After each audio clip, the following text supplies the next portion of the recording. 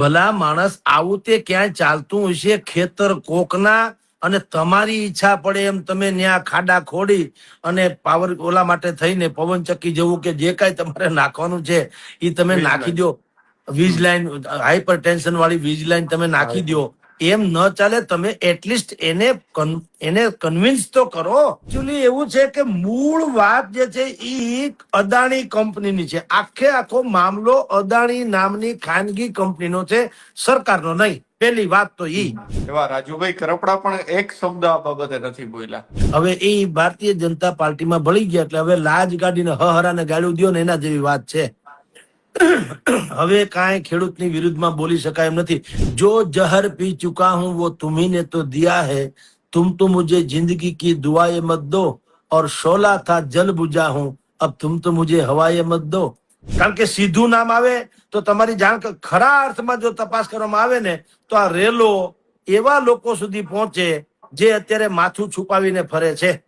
હવે આ કોઈન્ડ ગામ જે છે ને, હલ્દી ઘાટીના યુદ્ધમાં જેમ બાકા ઝીક બોલી હતી ને રાણા પ્રતાપ વાળી વાત, એવું આનું પણ એવું છે. કોઈન્ડ ગામનો પણ ઇતિહાસ એવો છે. ઈ મરી જાય પણ હટે નહીં એવો ડખો છે. એટલે ત્યાં પડકાર જિલ્લો આખું શાકમાં કોળું જાય ને એમ આખો ઘાણવો દાજી ગયેલો છે. સરકારી તંત્ર એટલું ખતરનાક ને ખરાબ છે કે એને બધું જ સત્યાનાશ કરી નાખ્યું. એટલે ભાઈ તમે વીજળી ક્યાં મફત આપવાના? 5 રૂપિયા આમથી આમ કરો પણ માણા થાવ. આ જગતનો તાજ છે, એની ઉપર આટલી બધી સિસ્ટમ ન ગુજારો. તમે ભેટ આમ કે છે હું એ લોકો કે આ તો ઉર્જા માટે થઈને વાત છે. એનો ભંગ કોણ કરે છે? ખાનગી કંપની, એના કહેવાતા કોન્ટ્રાક્ટરો, બાહુબલીઓ અને મિલી ભગતિયું તંત્ર.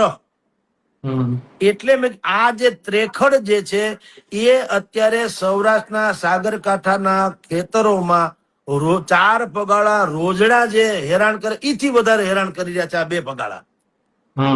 અને એને કારણે જગતનો તાત આપણે જેને કહીએ એને નૈક્રો જગતનો સંતાપ અત્યારે વ્યાપી ગયો છે.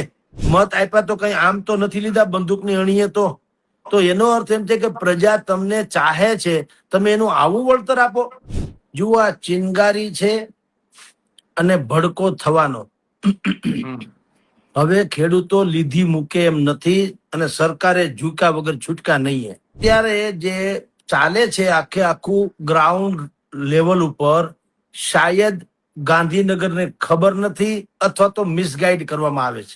અથવા તો વળતર પણ હાવ ઓછું આપું અને તમારે ખેડૂતોને અને દાદાગીરી કયા કારણોસર કરે કે જુઓ આ પાવર ગ્રીડ કંપની કેન્દ્ર સરકારની છે, સરકારનું છે, સરકારના કામમાં દખલગીરી કરશો તો અમે તમને ફરજમાં રૂકાવટનો કેસ કરશું. એટલે આપણે ક્યાં સરકારી છે? હું ઉલ્લુ બનાવો છો?